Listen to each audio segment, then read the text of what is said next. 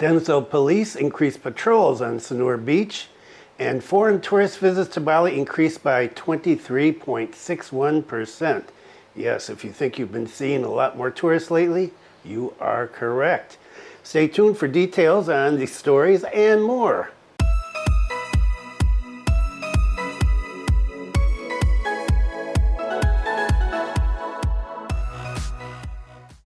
Selamat siang. Welcome back to the latest news from Bali in Indonesia. This is August 4th, 2024, and my name is Bruce.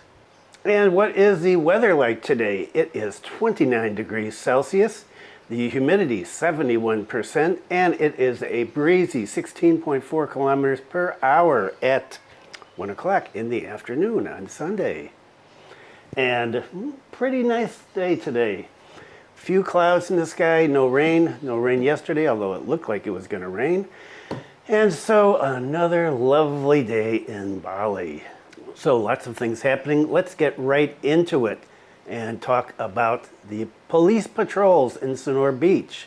Okay, let's get on to the lead story. Densel police increased patrols on Sanur Beach. Visits by foreign and local tourists to Sanur Beach in South Denpasar district have recently increased. To provide a sense of security for visitors to one of the mainstay tourist areas, South Denpasar police officers have increased patrol activities. If you're in Sanur, maybe you've seen them. If you have, leave a comment. Patrol officers target crowded areas and vehicle parking areas. Patrols are carried out so that criminals do not have the opportunity to act. During the patrol, officers also monitored people who were swimming or enjoying culinary delights. I guess that means eating. Our members in the field also conveyed messages of public security and order to visitors. For example, an appeal to pay attention to belongings. Don't forget to remove the motorbike key and other things, said South Denpasar Police Chief. Yeah, and don't leave things in your motorbike because people can pop those seats, the saddle open really quickly and get your stuff.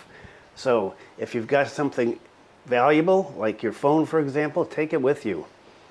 The police chief invited the public to immediately report to the police if they become victims of crime. If it's urgent, he said, call the call center at 110 directly. He added, through this routine patrol, it's hoped that it can suppress crime and create security and comfort for the community and tourists when visiting tourist areas around the South Denpasar area. And let's take a look at a crime story. Happened to a tourist the other day, not in Sanur, however. Kuta police station caught off guard again. Pickpocket gang continues to claim foreign national victims. And there was a video that goes with this that went viral, of course. Once again, a gang of pickpockets continues to prey on foreign nationals and most recently a woman. Therefore, it is strongly suggested that the Kuta police jurisdiction is currently not in good shape. Ooh, I'm sure the police aren't going to like to hear that, because the pickpocket is increasingly worrying. For your information, in addition to 2 tourists from Saudi Arabia who were victims of a snatching, there was also a foreigner from England. She experienced the same thing. And this was a bit ago, and it's just being revealed now. And the latest incident that happened, the one that went viral, happened to a Caucasian woman in the Seminyak Kuta area on Wednesday. This incident even went viral on social media. As I said, it can be seen in the video recording that is circulating that the Caucasian woman, whose name is not known, is suspected of being traumatized, so scared that she is seen crying. Yeah, she was crying a lot in the video. It was recorded on the video that several local residents approached her trying to calm her down, then tried to help her by asking about the chronology of events. The foreign woman also said that her cell phone was stolen while she was riding a motorbike. Apparently she was not notified that it is not a good idea to have a phone out while you're riding your motorbike, because these guys love to target those people. I was driving my bike and someone took my phone, the victim said in the video.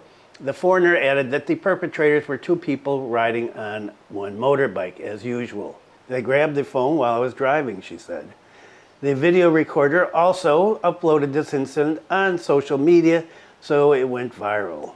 The uploader flagged it to a number of people because he's worried that the rampant incidents like this could damage Bali's tourism image. Moreover, it could create a stigma that the island of the gods is not safe. Regarding this incident, head of public relations section of the Denpasar police, Sukadi, who confirmed about this incident that it took place in Kuta, said that they are searching for the perpetrators. He said there's been no report, but members are still investigating. While the government is worried about bad tourist behavior and how they're going to stop that, and they keep talking about the do's and don'ts, they might want to add on to this list, if they're going to actually give it to people or put it somewhere, not to keep your phone out while you're on a motorbike or walking down the street, because it makes you an easy target.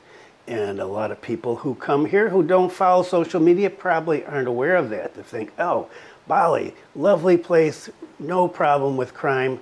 Yeah, we do have petty crime, and certainly in some areas, are more likely to have criminal activity than others. So too bad for the young woman. I saw on social media they were asking her if she could use the app. I don't know what the app, like Where Is Your Phone app, to try to find out where it went. So it's nice to see that local people were up there helping her, trying to calm her down and help her find her phone. And our second main story: how many tourists are coming to Bali? A lot. Foreign tourist visits to Bali increased by 23.61%.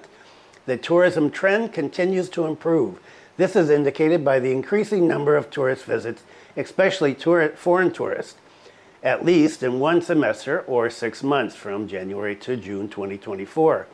The Central Statistics Agency, BPS, of Bali Province recorded the number of foreign tourist visits to Bali from January to June as many as 2,911,155 visits, an increase of 23.61%. Of that number, 2,899,080 entered through the airport, and 12,075 through the seaport. The foreign tourists included those from Australia, India, China, England, the US, South Korea, Malaysia, France, Singapore, and Germany. Russia's not on that list. Meanwhile, specifically in June, foreign tourists who came directly to Bali Province were 518,819. Senior statistician expert of Bali Province BPS delivered this statement the other day, on Thursday.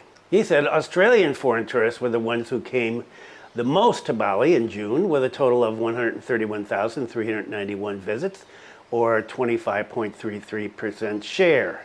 After Australia, the four countries of origin of the most foreign tourists are India, 60,084, China, 34,312, the US, 25,150, and Singapore, 25,133. The visit of foreign tourists certainly has had an impact on room occupancy rate, or DPK. And for starred hotels in June 2024, occupancy was 65.78%, down 0.32 points compared to May. However, when compared to June 2023, year on year, which reached 59.59%, the room occupancy rate in June 2024 increased by 6.19 points. Meanwhile, the TPK for non-star hotels was recorded at 47.05%, up 0.03% compared to May 2024. Based on the district city area, the highest occupancy rate of star-rated hotel rooms in June was in Badung Regency, not a surprise, 66.63%, although it decreased 0.52 points compared to May 2024. Meanwhile, the lowest occupancy rate of star-rated hotels was in Tabanan for the month of June at 40.19%, and that was down 5.84% compared to May. Okay, so we know how many tourists are in Bali. What about overall in Indonesia? Because the countries in Southeast Asia are all competing for this tourist numbers. Indonesia logs over 6.4 million foreign tourists in first half of 2024, approaches pre-pandemic numbers. Statistics Indonesia, BPS, reported that foreign tourist visits to Indonesia have risen 9.99% year on year. Additionally, foreign tourist visits also rose by 2.05% in June 2024 compared to May. In total, there were 1,168,988 visits by foreign tourists in June. In June 2024, the number of foreign tourists entering through the main gate was 997,258, while entering through borders amounted to 171,730 visits. Amalia stated that the number of foreign tourist visits throughout the first semester of 2024 was the highest since 2020. According to BPS, the ever-increasing number of foreign visits to Indonesia is approaching pre-pandemic level, and of course that is making everybody that's concerned about tourist numbers happy. Until June 2024, according to BPS data, foreign tourist visits in 2024 rose steadily. Cumulatively, throughout the first semester of 2024, there has been 6,413,201 foreign visits, or a 21.02% increase compared to the same period in 2023. Malaysian tourists dominated the foreign visits to Indonesia in June, 16.11%, followed by Singapore, 13.44%, and Australia in third place at 12.33%. And last video said I was going to talk about water crisis. Well, we're starting to get reports from around the island of places that are dry. And here is one. Clean water crisis inevitable in Karangasem. This is BPBD's response. Entering the dry season, several areas in Karangasem have begun to experience drought. Several villages have begun to request clean water from the Karangasem BPBD. One is Ban Village in Ubud. Several of its residents have begun to experience difficulties with clean water.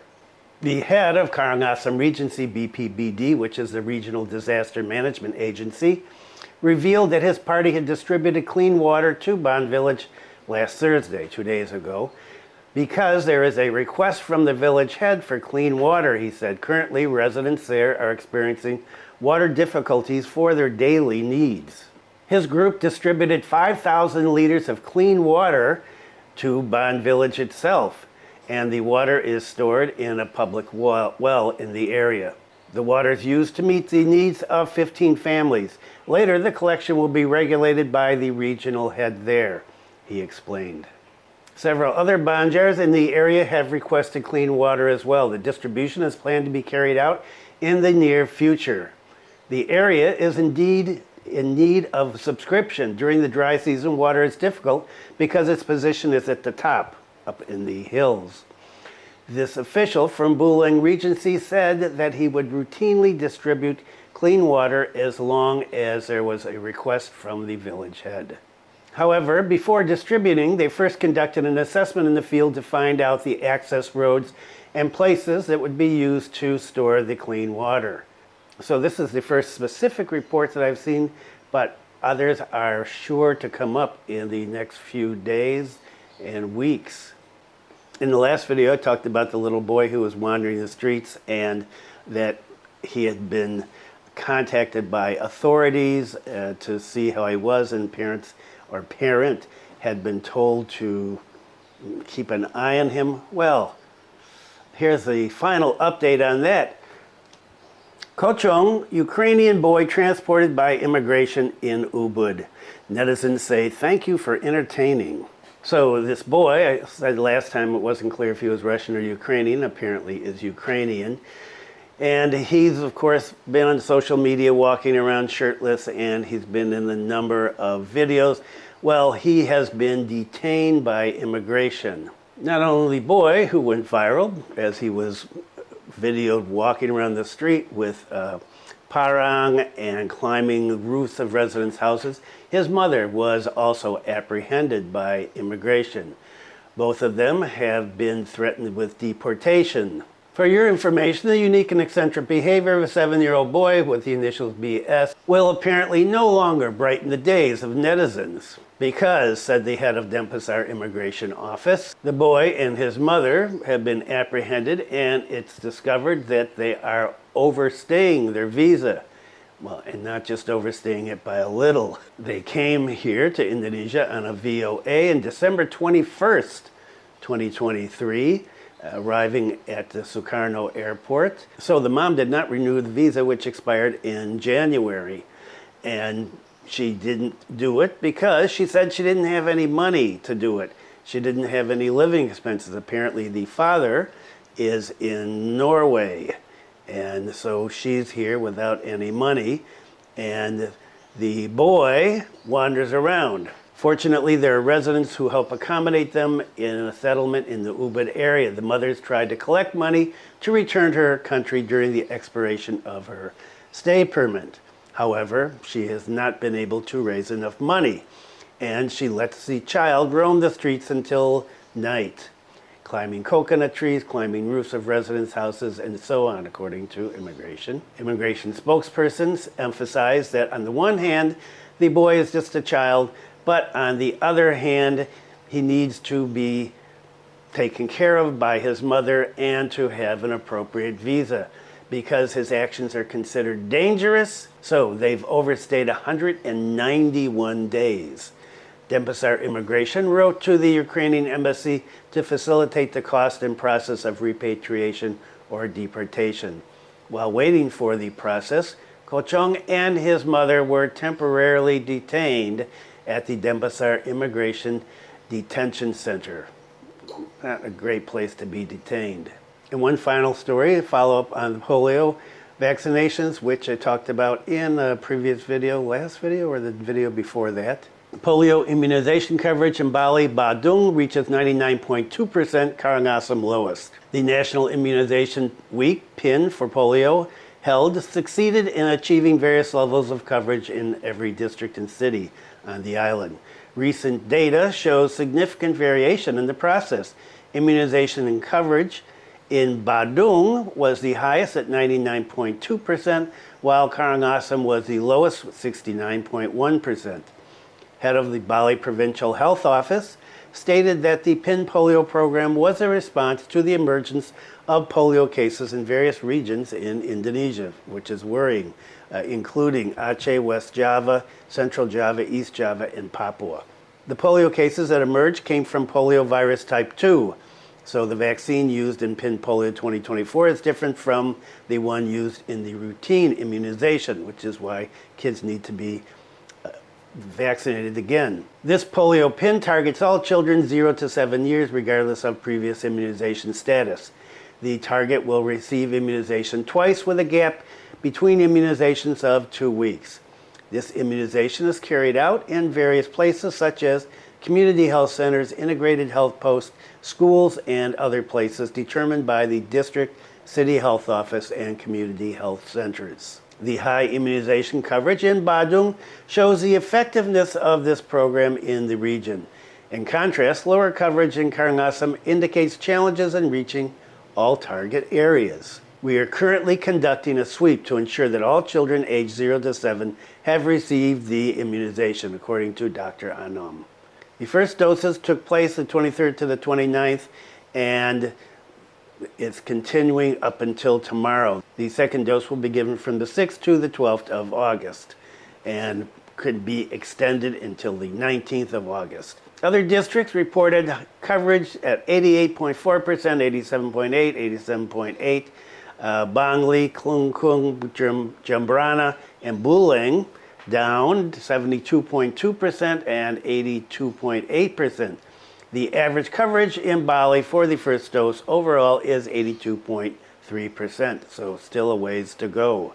And if you know a small child who has not been immunized, you need to let them know that they can do that, and it is for free. And that is it for today. A sunny Sunday. Thanks for viewing. Be kind to someone today. Stay safe, and I will see you next time.